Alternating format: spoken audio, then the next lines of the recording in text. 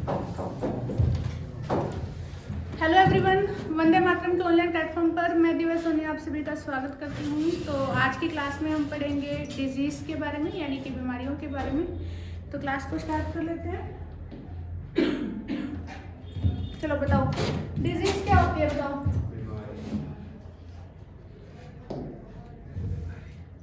बीमारी है।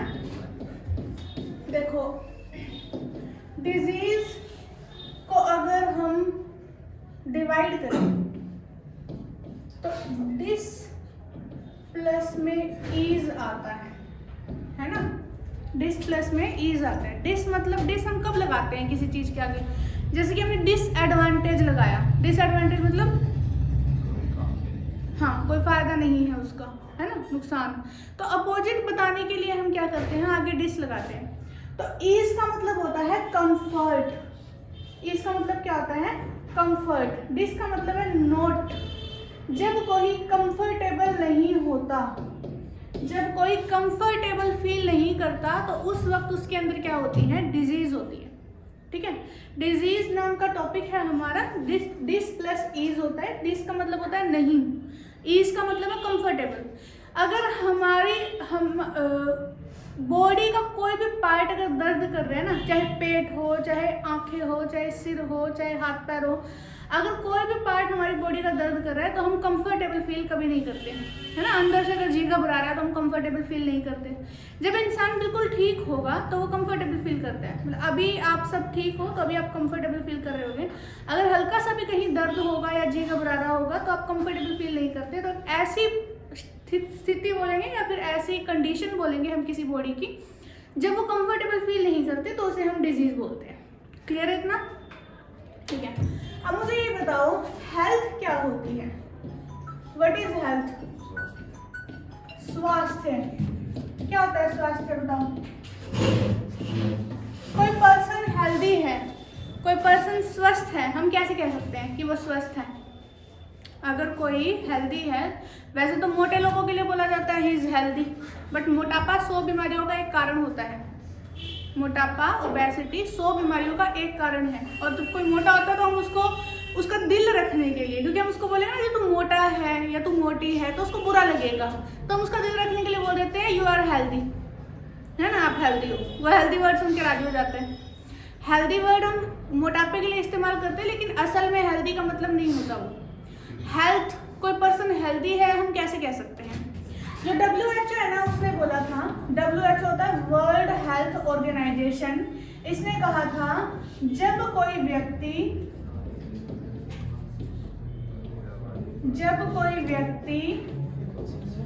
शारीरिक, मानसिक व सामाजिक रूप से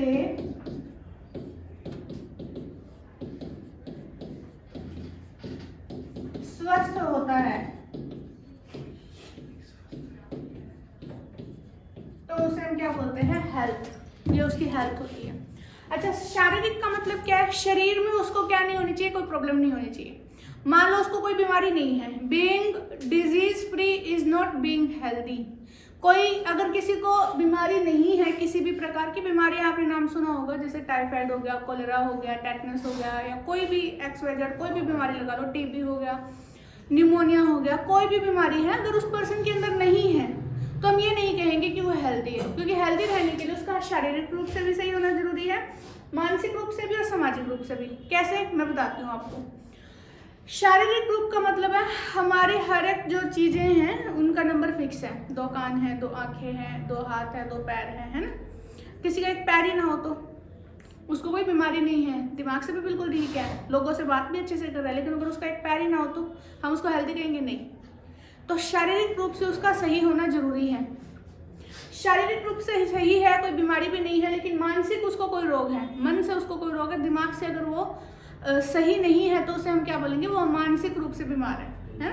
मानसिक रूप से मतलब किसी बात, छोटी सी बात पर ज़्यादा गुस्सा आना, छोटी सी बात पर ज़्यादा चिड़चिड़े रहना, छोटी सी बात को ज़्यादा दिल से लगाना, ये सब चीज़ें मानसिक रोग के कारण होते हैं। तो अगर वो मानसिक रूप से सही नहीं है तो हम क्या बोलेंगे उसको? हेल्दी नहीं, फिर हम उसको हेल्दी नहीं बोल सकते। अब अगर मान लेते हैं वो उसका शरीर भी बिल्कुल ठीक है, सारे अंग उसके सारे जो अंग है उसके वो प्रॉपर है जितना अमाउंट में होने चाहिए। मानसिक, अगर दिमाग से भी अगर वो कुछ ज़्यादा नहीं सोचता, नॉर्मल है, लेकिन ना सामाजिक रूप से वो सही नहीं है। सामाजिक रूप समझते हो? समाज में रहने वाले लोगों के साथ उसका रिलेशन कैसा है, अब उनसे अच्छे से बात करता है कि नहीं करता। अब वो कोई उसको बोल रहा है हाय हेलो, कोई बोल रहा है, वो कहता है चल ना तो अपना काम कर, ऐसे बोल रहे हैं, ठीक है, तो वो सामाजिक रूप से सही नहीं माना जाता। सामाजिक रूप से सही होने का मतलब है कि समाज में रहने वाले बाकी लोगों से भी उसका जो व्यवहार है वो अच्छा होना चाहिए। अगर वो अच्छा नहीं है तो भी हम उसको हेल्दी नहीं मानते। तो ये हो गया हेल्थ का जो है ना डेफिनेशन हो गई है, हेल्थ की डेफिनेशन। अब ये हेल्दी रहने के लिए इंसान को क्या करना चाहिए और क्या कारण है कि कोई इंसान हेल्दी नहीं होता, क्या करना चाहिए इंसान को हेल्दी रहने के लिए? हेल्दी रहने के लिए सबसे पहले उसको अच्छा खाना खाना चाहिए। अच्छा खाने का मतलब है साफ सुथरा, ठीक है, साफ सुथरा, साफ खाना खाना चाहिए, साफ पानी पीना चाहिए, खुद की सफाई रखनी चाहिए। खुद की सफाई रखने का मतलब है डेली नहाना चाहिए, है ना, दांतों की, शरीर की सफाई रखनी चाहिए।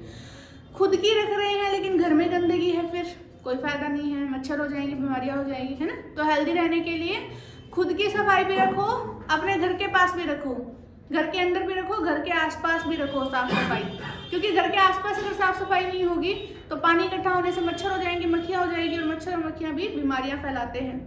तो क्या क्या करना चाहिए अगर एक पर्सन हेल्दी रहना चाहता है? तो अच्छा खाना खाओ, अच्छा पानी पियो, पौष्टिक आहार लेना चाहिए, ऐसा खाना जिससे अंदर से हमें पोषण मिले, अच्छी चीज़ें हो, ठीक है।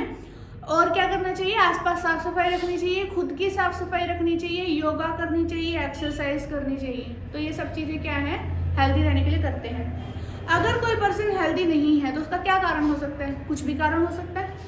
हो सकता है वो खाना अच्छा ना खाता हो सकता है वो प्रॉपर बैलेंस्ड डाइट ना लेता हो, क्योंकि अगर प्रॉपर बैलेंस्ड डाइट नहीं लेगा तो किसी न किसी पोषक तत्व की कमी की वजह से रोग हो जाएंगे।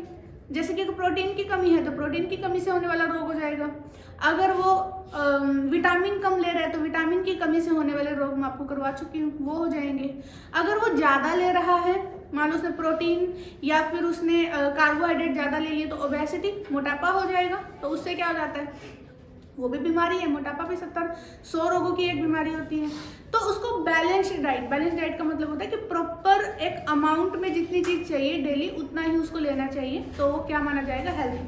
और अगर वो हेल्दी नहीं है तो क्या कारण हो सकता है? हो सकता है वो बैलेंस्ड डाइट ना ले रहा हो, साफ खाना ना खा रहा हो, साफ पानी ना पी रहा हो, खुद की सफाई ना रख रहा हो, आसपास अपने साफ सफाई ना रख रहा हो, जिस जगह पर वो काम करता है हो सकता है वहाँ पर सफाई ना हो, या हो सकता है वो योगा या एक्सरसाइज ना करता हो। अब योगा एक्सरसाइज का क्या मतलब है? क्या हर पर्सन को योगा एक्सरसाइज करनी चाहिए? हर पर्सन को करनी चाहिए? ऐसे लोग जो सुबह खाना खा के जाते हैं और जाकर उनको अपने शरीर से ही काम करना होता है। शरीर से काम करने मतलब सारा दिन घूमने फिरने का ही अगर उनका काम है, वॉकिंग का ही अगर उनका काम है, तो उनको योगा एक्सरसाइज करने की ज़रूरत नहीं होती, क्योंकि वो जाकर फिजिकल वर्क कर रहे हैं। कोई सुबह अच्छा हैवी नाश्ता करके गए हैं, जाके कंप्यूटर पे बैठ गए, सुबह से लेकर शाम तक कंप्यूटर पे बैठे हैं और फिर शाम को आके फिर खाना खा लिया, तो ऐसे लोगों का वो खाना गया कहाँ? क्योंकि वो तो बैठे रहे ना, काम तो उन्होंने सिर्फ दिमाग से किया, फिजिकल वर्क थोड़ी किया है। तो ऐसे लोगों को योगा एक्सरसाइज जरूर करनी चाहिए। और जो लोग फिजिकल वर्क करते हैं, जैसे मजदूर वगैरह होते हैं, वो अपना फिजिकल वर्क करते हैं, अगर वो योगा एक्सरसाइज ना भी करेंगे ना तो वे जल्दी से बीमार नहीं पड़ते, ड्यू टू ऐसे इस वजह से नहीं पड़ते कि वो खाना खा रहे हैं और उनको मोटापा चढ़ रहा है, इस वजह से तो वो कभी बीमार नहीं पड़ेंगे, ठीक है ना। तो क्या कारण हो सकते हैं किसी बीमारी के, मैंने आपको बता दी, ठीक है। अब डिजीज में किसी को कोई डिजीज हो गई है, मान लो, ठीक है, अगर किसी को कोई डिजीज हो गई है तो वो दो चीजें बताता है, एक साइन होता है, एक सिम्टम होता है, जिसकी वजह से हम बता सकते हैं कि उसको क्या बीमारी है। मुझे साइन और सिम्टम में फर्क बताओ, क्या होता है? किसी को कोई बीमारी हुई है, हम कैसे बता सकते हैं? साइन और सिम्टम से बताते हैं। एग्जाम्पल बताती हूँ, कुछ चेचक, चिकन पॉक्स, शरीर पर दाने दाने दाने हो जाते हैं, उससे हम पता लगा सकते हैं कि उसको चिकन पॉक्स है। तो हर बीमारी की एक पहचान होती है जिसे हम उसका साइन बोलते हैं, ठीक है। चिकन पॉक्स का क्या साइन है? पूरे शरीर पर दाने हो जाएंगे, ये साइन है चिकन पॉक्स का। तो साइन और सिम्टम में क्या फर्क है, बताओ क्या फर्क है? साइन सिम्टम, उसके हिसाब से हम बीमारियों को क्लासीफाई करते हैं कि हाँ अगर ये चीज़ हो रही है तो उसको ये बीमारी मिल सकती है। तो कैसे पता लगा सकते हैं हम साइन सिम्टम का? होते क्या है साइन सिम्टम? साइन सिम्टम क्या होता है? सिम्टम क्या होते हैं? जो रोगी अनुभव करता है, जो लक्षण रोगी खुद अनुभव करता है उन्हें बोलेंगे सिम्टम। जो रोगी अनुभव करता है मतलब कि उसके खुद की जो फीलिंग है। फॉर एग्जाम्पल, किसी को कुछ भी प्रॉब्लम है शरीर में और वो डॉक्टर के पास गया, डॉक्टर ने बोला हाँ जी बताइए क्या दिक्कत है आपको, ऐसे ही बोलते हैं डॉक्टर, क्या प्रॉब्लम है बताइए, क्या हुआ बताइए। फिर जो मरीज होता है वो कहता है सिर में दर्द हो रहा है, चक्कर आ रहे हैं, खड़ा होता हूँ तो अंधेरी आ जाती है, खारिश हो रही है, या फिर जोड़ों में दर्द हो रहा है, खड़ा नहीं हुआ जा रहा। तो ये सब चीज़ें क्या होते हैं? ये सब चीज़ें अनुभव रोगी खुद अनुभव करता है। हम बाहर से देखकर थोड़ी बता सकते उसके सिर में दर्द हो रहा होगा, है ना, उसका जी मचल रहा होगा। हम बाहर से देख के कैसे बता देंगे? हम बाहर से देख के क्या बता सकते हैं? अगर उसकी आंखें लाल है तो हम बता सकते हैं कि उसकी आंखें लाल है ना। अगर उसको कोई दाने हो रहे हैं शरीर पे तो हम बाहर से देख के उसको बता सकते हैं कि उसको दाने हो रहे हैं शरीर पे। साइन क्या होते हैं? जो डॉक्टर खुद देखता है। जैसे अगर वो कहे कि मुझे ऐसे मेरा शरीर गर्म हो रहा है तो डॉक्टर देख के बताएगा कि उसको कितना बुखार है। तो डॉक्टर ने जो चीजें देखी ना वो क्या होती है? साइंस। जैसे उसने बोला शरीर गर्म है, हो सकता है उसको 100 डिग्री टेम्परेचर हो सकता है उसको 102 हो सकता है उसको 104 हो। तो जो डॉक्टर देखता है उनको साइन बोलेंगे और जो रोगी खुद अनुभव करता है उन्हें क्या बोलेंगे? सिम्टम। तो सिम्टम में क्या आ जाएगा? एग्जाम्पल क्या आ जाएगा? सिर दर्द हो गया, बदन दर्द हो गया, और क्या होता है? जी मचलाना, जी घबराना, और क्या होता है बताओ? खांसी जुकाम। खांसी जुकाम, तो खांसी आ रही है तो हमें तो दिखेगी वो। अगर खांसी किसी को आ रही है तो हमें तो पता चलती है, तो उसको हम इसमें थोड़ी लिख सकते हैं। और हो गया इसमें चक्कर आना, ये सब चीजें हो जाएंगी। साइन में क्या है? जो दूसरों के द्वारा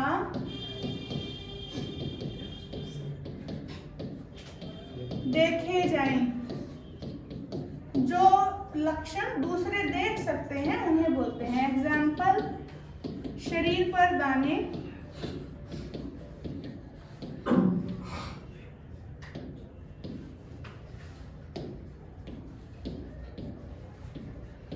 ये दूसरे लोग देख सकते हैं। लाल आंखें, ये दूसरे लोग देख सकते हैं। तो जो चीजें दूसरे देख सकते हैं उन्हें बोलते हैं साइन, और जो दूसरे नहीं देख सकते, रोगी खुद अनुभव करता है, उन्हें बोलते हैं सिम्टम। साइन और सिम्टम के बेस पर जो डिजीज हैं उनकी क्लासिफिकेशन की जाती है। अब हम बात करेंगे कि जो बीमारियां हैं वो कितने प्रकार की होती हैं। टाइप्स ऑफ डिजीज, डिजीज के टाइप पढ़ेंगे। डिजीज के टाइप 2 प्रकार के होते हैं। एक होते हैं जेनेटिक, या आप इन्हें इनहेरिटेड बोल सकते हो, इनहेरिटेड, ठीक है। दूसरे होते हैं एक्वायर्ड। हिंदी में क्या बोलते हैं इनको? इनको बोलते हैं अनुवांशिक रोग, या इन्हें क्या बोल सकते हैं? जन्मजात रोग, जन्मजात रोग। इन्हें क्या बोलते हैं? उपार्जित रोग, उपार्जित रोग। अब फर्क क्या है दोनों में देखो। ये जो डिजीज है ना, ये जन्म के साथ होती है इंसान के अंदर, मतलब बच्चा पैदा होता है तो उसमें वो बीमारी ऑलरेडी प्रेजेंट होती है, उसको बोलते हैं जेनेटिक डिसऑर्डर। यह जन्म के साथ होती है, बीमारियां जो होती है जन्म के साथ होती है। पीढ़ी दर पीढ़ी बीमारी आगे जाती है, पीढ़ी दर पीढ़ी बीमारी फैलती है। एक में हो गई ना, सारी पीढ़ियों में हो जाएगी, बीमारियां फैलती हैं, उन्हें क्या बोलते हैं? जन्मजात।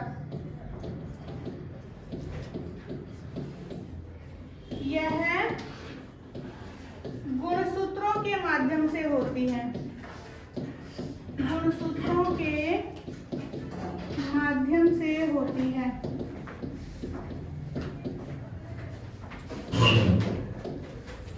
ठीक है।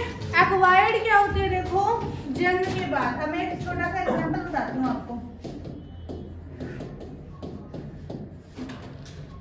एग्जाम्पल क्या है, कुछ कैरेक्टर्स, कुछ गुण ऐसे होते हैं जो हमें अपने माता पिता से मिलते हैं, जैसे कि बालों का रंग, आंखों का रंग, स्किन का कलर, हाइट हमारी हमें अपने माता पिता से मिलती है।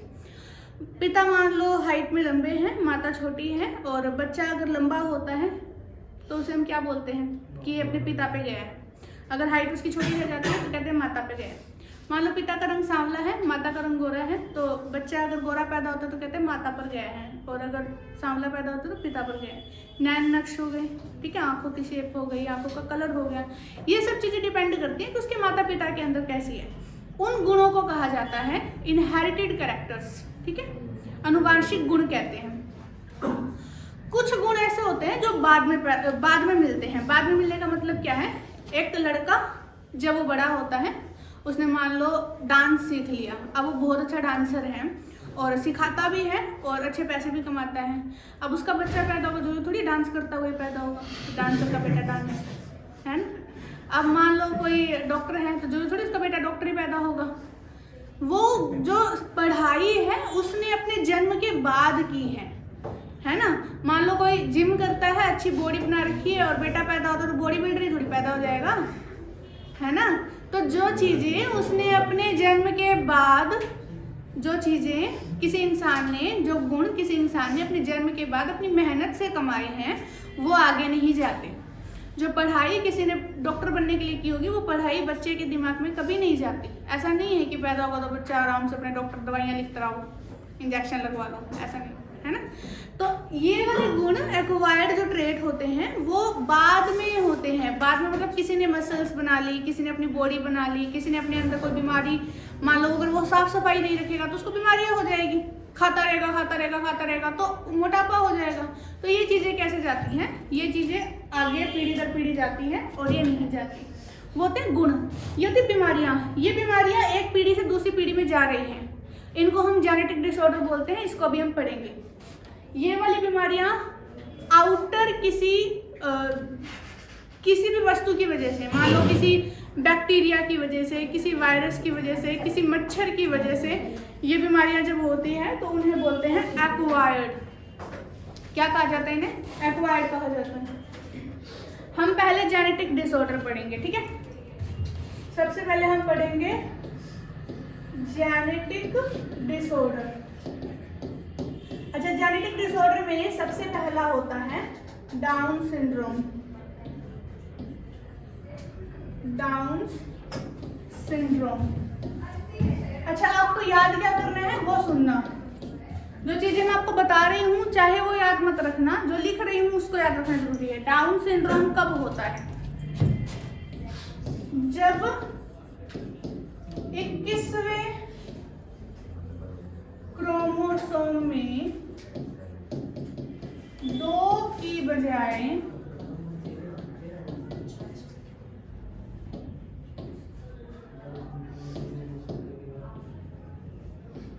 2 की जगह 3 गुणसूत्र हो जाए।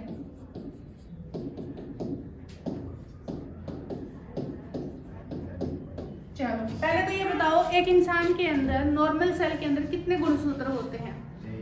23 जोड़े, 23 पेयर्स।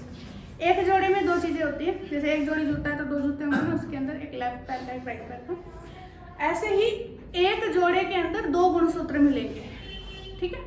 तो टोटल कितने हो गए? 46। टोटल कितने होने चाहिए? 46 होने चाहिए। जो 21वां पेयर है ना, इसके अंदर देखो 21वां जो जोड़ा है गुणसूत्रों का, उसमें होने तो 2 चाहिए, लेकिन डाउन सिंड्रोम में ना 3 आ जाते हैं। डाउन सिंड्रोम में 3 आ जाते हैं। तो 3 होने की वजह से उसमें टोटल क्रोमोसोम कितने हो गए? 47। कितने हो गए?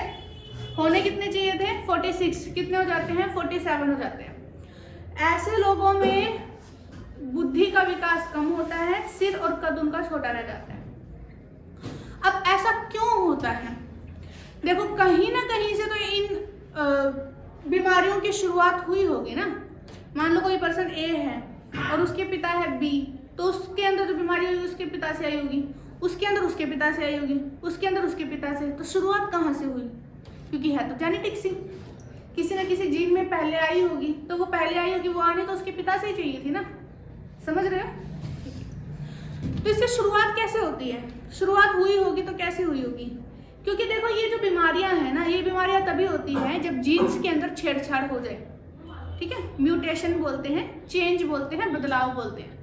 जब जीन्स के अंदर बदलाव हो जाता है तो ये बीमारियां होती है। अब ये जीन्स के अंदर बदलाव कैसे होगा, आपने सुना होगा जो महिलाएं प्रेग्नेंट होती हैं उनको जो ये ग्रहण लगते हैं, इसके अंदर बाहर नहीं निकलना चाहिए, सुना होगा आपने। या आप देखते होगे जितने भी ये रेज वाले जो काम होते हैं, जैसे MRI, CT स्कैन और एक्स-रेज, जहाँ पर रेज की हेल्प से कोई डिजीज ठीक होती है, वहाँ पर बाहर लिखा होता है बच्चों व महिलाओं का, गर्भवती महिलाओं का अंदर आना मना है ना।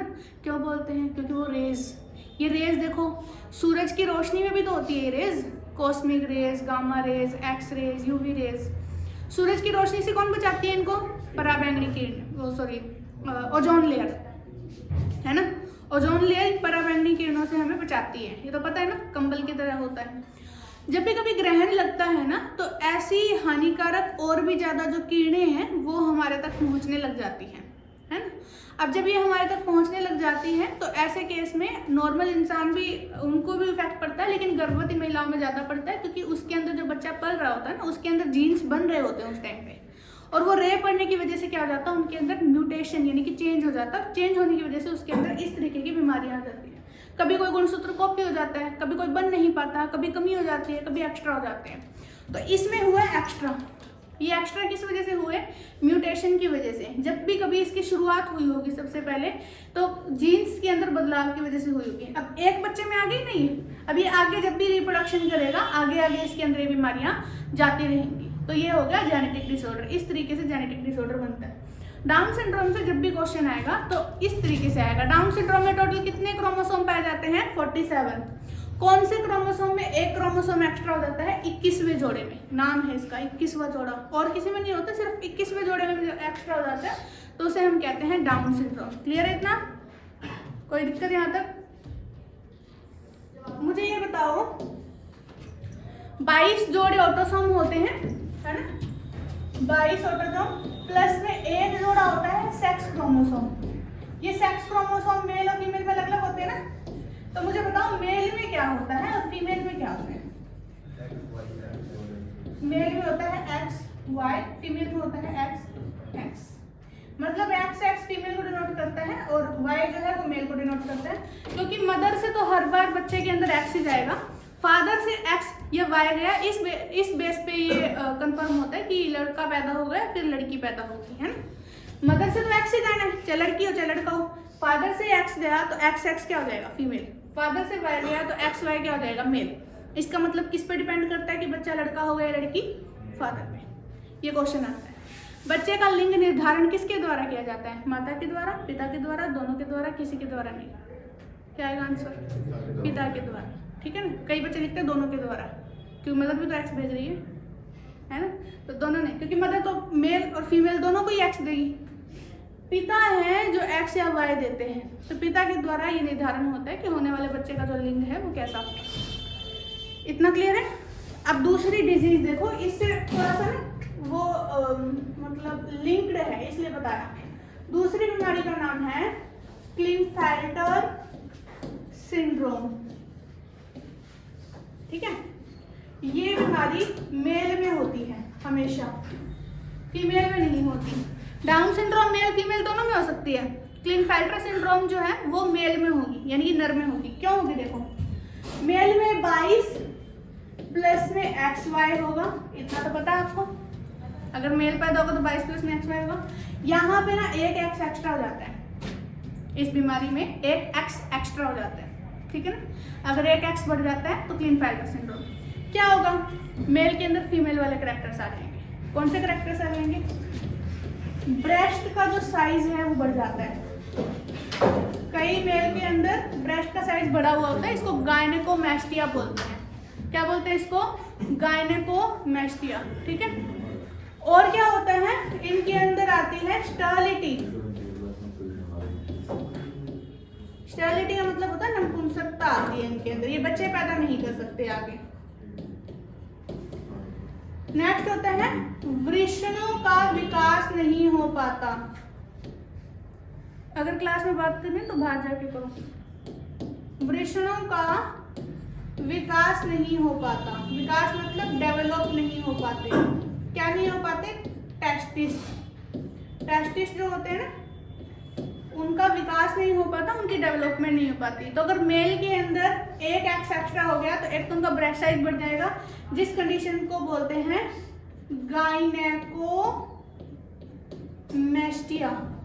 पूछते हैं गायनेकोमेस्टिया यानी कि स्तनों का आकार कौन सी बीमारी में बढ़ जाता है? क्लिनफेल्टर में।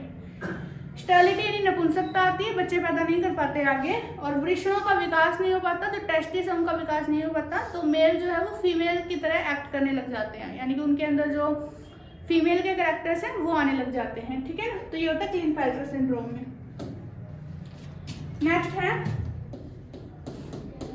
Turner syndrome.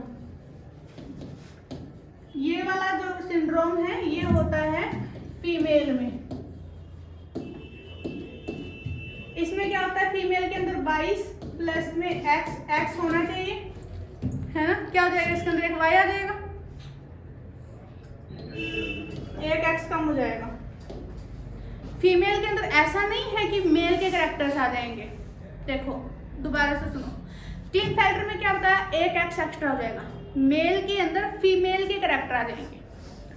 टर्नर सिंड्रोम में एक एक्स कम हो जाएगा, यानी कि फीमेल वाले कैरेक्टर्स कम हो जाएंगे। ऐसा नहीं है कि मेल वाले कैरेक्टर्स आ जाएंगे। जो फीमेल के खुद के कैरेक्टर्स होते हैं ना वो कम हो जाएंगे। फीमेल का खुद का कैरेक्टर क्या है? ब्रेस्ट साइज बढ़ना, यही है फीमेल का कैरेक्टर। ब्रेस्ट साइज नहीं बढ़ता इसके अंदर, स्तनों का विकास नहीं हो पाता।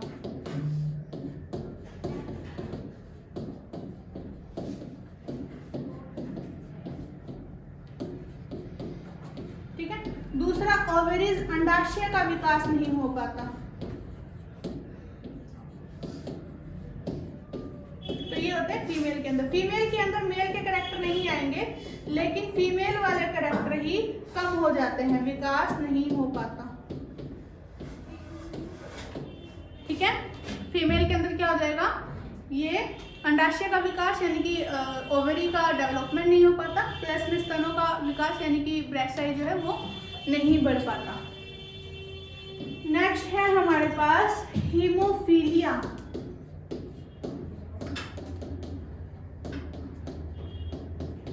हीमोफीलिया, हीमोफीलिया में क्या होता है? हीमोफीलिया को बोला जाता है रॉयल डिजीज। आपसे पूछा जाता है रॉयल डिजीज किसे कहते हैं? हीमोफीलिया को। इसको हिंदी में क्या कहते हैं? शाही बीमारी। जैसे शाही पनीर होता है ना, ऐसे शाही बीमारी। शाही बीमारी क्यों कहते हैं इसको? रॉयल फीलिंग आती है क्या बीमारी होने के बाद? हाँ, इंग्लैंड की महारानी क्वीन विक्टोरिया को ये बीमारी सबसे पहले हुई थी। ठीक है, क्या होता है इस बीमारी के अंदर? देखो पहला पॉइंट, क्वीन विक्टोरिया को ये बीमारी हुई थी। क्वीन विक्टोरिया ये बीमारी को दिखाने वाली सबसे पहली महिला थी। दूसरा, यह है बीमारी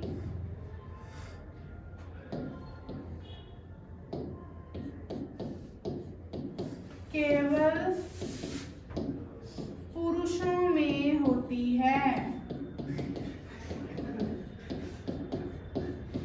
अगर पुरुषों में होती है तो क्वीन विक्टोरिया को कैसे हुई? है ना, यही तो मेन है इस पॉइंट के, इस बीमारी के अंदर। जैसे अगर आपसे जेनेटिक डिसऑर्डर में क्वेश्चन आया तो डाउन सिंड्रोम पूछेंगे तो आपको ये बताना है 21वें में एक एक्स्ट्रा। क्लिनफेल्टर पूछेंगे तो बताना है एक एक्स एक्स्ट्रा यानी कि 47। अगर टर्नर सिंड्रोम पूछेंगे तो आप बोलोगे एक एक्स कम यानी कि 45। इसमें क्या होता है? शाही बीमारी क्यों बोलते हैं? क्वीन विक्टोरिया को हुई थी सबसे पहले, और ये बीमारी होती केवल पुरुषों में है। तो क्वीन विक्टोरिया को कैसे हो गई थी? क्वीन विक्टोरिया को ये बीमारी हुई नहीं थी, ये उस बीमारी की कैरियर बनी थी। यह बीमारी केवल पुरुषों में होती है। मादाएं केवल कैरियर बनती हैं। कैरियर का मतलब है पहुंचाने वाली, कैरियर बनती है। फीमेल यानी जो क्वीन विक्टोरिया थी ये कैरियर बनी थी। कैसे बनी थी मैं समझाऊंगी अभी। फीमेल के अंदर होते हैं 22 प्लस में XX, मेल के अंदर होता है 22 प्लस में XY। और ये जो बीमारी है इसका जो एंटीजन है या इस बीमारी का जो भी क्रोमोसोम है वो एक X के ऊपर पाया जाता है, ठीक है ना, सिर्फ किसके अंदर पाया जाता है, X के अंदर। अब जो फीमेल है उसको ये बीमारी इफेक्ट क्यों नहीं करती, पहले तो हम बात करेंगे इस बीमारी में ऐसा होता क्या है। पहले तो हम ये बात करते हैं इस बीमारी में होता क्या। इस बीमारी में रक्त का थक्का नहीं बनता, इस बीमारी में रक्त का थक्का नहीं बनता। बाय चांस चोट लग जाती है तो खून निकल के क्या हो जाएगा, इंसान की डेथ ही हो जाती है। ऐसे मान लो किसी कोई नॉर्मल ये पर्सन है, ये मेल है, इसके अंदर ये बीमारी है, जब तक इसको चोट नहीं लगेगी ना इसको कोई फर्क नहीं पड़ेगा इस बीमारी से। पर जब कभी इसको चोट लग गई तो खून नहीं रुकेगा, क्योंकि नॉर्मली थक्का बन के खून रुक जाता है। खून नहीं रुकेगा तो इसकी डेथ हो जाएगी। क्वीन विक्टोरिया को ये बीमारी थी लेकिन इसको अफेक्ट नहीं करी ये बीमारी, ये सिर्फ कैरियर बनी, क्योंकि फीमेल के पास 2 एक्स होते हैं। एक एक्स खराब है, दूसरा है इसको कंपनसेट करने के लिए, इसलिए फीमेल के तो ये बीमारी होती ही नहीं। मेल में एक ही एक्स है, उसी के ऊपर बीमारी लग गई है ना, तो इसीलिए मेल के अंदर ये बीमारी क्या करती है, हावी हो जाती है as compare to female. Queen Victoria को जब ये बीमारी हुई तो इसके बेटे को हुई और बेटियां बनी कैरियर। फिर जो बेटियां हैं उनकी शादी हुई किसी के साथ, उनके जो बच्चे हुए, जो फीमेल हुई वो कैरियर बनी और जो मेल हुए वो इफेक्ट हो गए। पता कैसे चला, पहले के टाइम में ये होता था ना युद्ध वगैरह, तो चोट लग गई, खून निकल गया सारा, डेथ हो गई। पता चला ऐसा क्यों हुआ, तब लास्ट में जाके ये पता चला कि ये जो क्वीन विक्टोरिया है यहाँ से इस बीमारी की स्टार्टिंग हुई है, तो इसीलिए इस बीमारी को शाही बीमारी यानी कि रॉयल डिजीज का नाम दे दिया गया। फीमेल हमेशा कैरियर बनती है इसके अंदर, फीमेल को ये बीमारी अफेक्ट नहीं करती क्योंकि फीमेल के पास 2 एक्स होते हैं और मेल के पास कितने होते हैं, 1 एक्स। 1 एक्स होने की वजह से जो मेल है उसको क्या कर देता है, उस बीमारी को अपने अंदर हावी होने देता है। और इसमें क्या होता है, रक्त का थक्का नहीं बनता।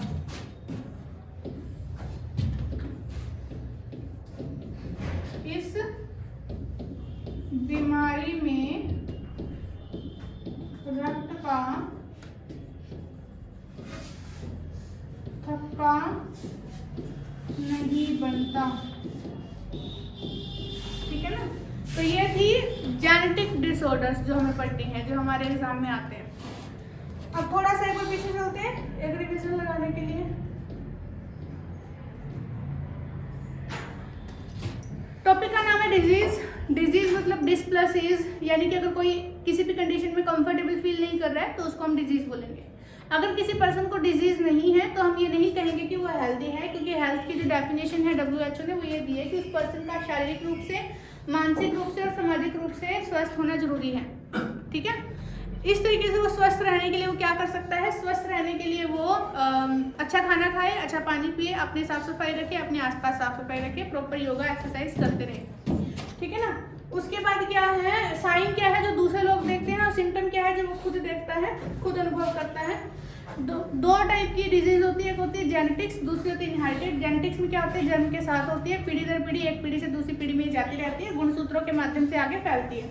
इसमें ये जन्म लेने के बाद होते हैं, इसके कारण हम पढ़ेंगे जब भी जो है ना एक्वायर्ड डिजीज करेंगे तब। उसके बाद है जेनेटिक डिसऑर्डर का पहला डिसऑर्डर जिसका नाम है डाउन सिंड्रोम। डाउन सिंड्रोम में क्या होता है, एक जो 21वां क्रोमोसोम है इसके अंदर क्या हो जाता है, हाँ एक क्रोमोसोम बढ़ जाता है, टोटल 47 हो जाते हैं। इसमें कद इंसान का और जो सिर है वो छोटा रह जाता है, मानसिक विकास नहीं हो पाता।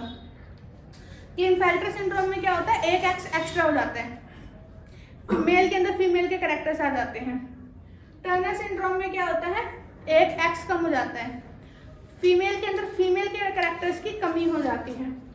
और हीमोफीलिया क्या होती है, शाही बीमारी। सबसे पहले क्वीन विक्टोरिया को डिजीज हुई थी, उसके बाद ये आगे आगे फैलती गई। इसके अंदर क्या होता है, एक्स जो है वो कैरियर बनता है, इसी वजह से फीमेल के पास 2 एक्स है तो कंपनसेट कर जाती है, वो सिर्फ कैरियर बनती है, और मेल के अंदर एक ही एक्स है तो उस पर हावी हो जाता है। इसके अंदर क्या होता है, इसके अंदर रक्त का थक्का नहीं बनता, ठीक है। क्लियर है यहाँ तक, किसी को कोई डाउट हो तो पूछो, है कोई डाउट, ठीक। तो आज की क्लास में बस यहीं तक करेंगे। आज की क्लास में हमने जेनेटिक डिसऑर्डर के बारे में पढ़ा है। नेक्स्ट क्लास में हम एक्वायर्ड डिजीज़ के बारे में पढ़ेंगे। तो क्लास के साथ बने रहिएगा। क्लास अच्छी लगी हो तो इसे लाइक, शेयर एंड कमेंट जरूर कीजिएगा। चैनल को सब्सक्राइब जरूर कीजिएगा। आज के लिए इतना ही। Thank you very much.